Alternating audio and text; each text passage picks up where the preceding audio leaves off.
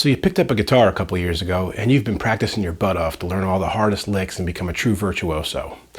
And you got a band and you're playing out and you thought you were going to get this, but instead every time you play, you get this. I'm here to tell you why.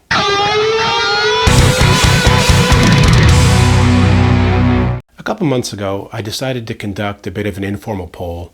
I went to about 20 people that are not musicians, don't play any instrument, they're just fans of music. And I played them two different small pieces of guitar and asked them which one they thought was more complex, took longer to learn, was more impressive as a listener to hear. And the results is what led me to want to give you this short, it's kind of a lesson, it's more of, like the title says, a public service announcement to guitar players. Now let me show you what I played for them. The first piece was this.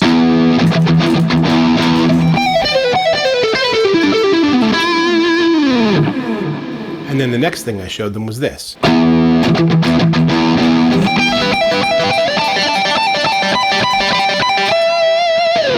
Now you as a guitar player know that first thing, the descending sextuplet pattern, is a lot harder to play. You could spend a couple weeks, maybe even a couple months trying to learn it at that speed.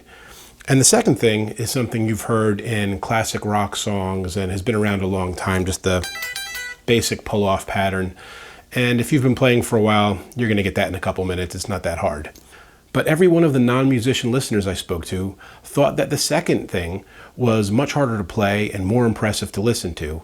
And that really kind of opened my eyes. It brought me back to thinking about before I played guitar and those things that I thought were the coolest guitar parts ever that made me want to pick up the instrument and play. And then, a couple years into it, I wasn't even thinking about those things anymore because I had my head wrapped around learning all the neoclassical stuff and the very difficult passages and maybe lost sight a little bit of what it was that made the guitar sound cool to me as a regular fan of music. And that's the public service announcement here, is that if you want to be in a band and you want to impress not just other guitarists, which, by the way, there's nothing wrong with. There's definitely songs that I write and pieces that I play just so I can listen back and be excited about what I've learned, and I'm just trying to impress myself and maybe some other players. But if you're looking to be doing music that has appeal to everyone and not just musicians, then you want to think about playing things that are more a pattern, a loop, a redundant thing, and things that are more rhythmic, because that's always what people find cool rather than just ripping off 30-second notes. The regular listener just can't appreciate that. It's not as musical for them, and you have to almost develop an ear for hearing it. So it's been very rare when you think about the bands that have been popular. As a guitar player or as a musician, we start to almost get snobby about it when certain bands get real popular, and even like magazines, some of the fan magazines talk about best guitar player or best this of the year and best that of the year, and you're shaking your head saying, "But what about this guy and what about that guy? You're crazy."